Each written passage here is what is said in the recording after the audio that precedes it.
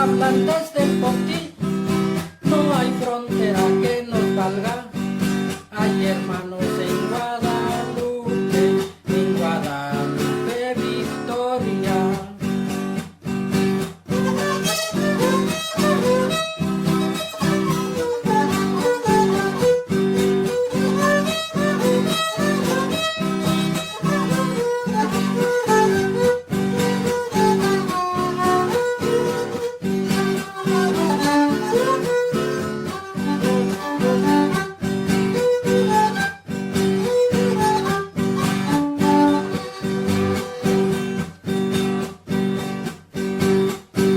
Cuando anda ausente un charla, añorando su tierra natal, hasta gran poeta se vuelve y canta sus tristes versos.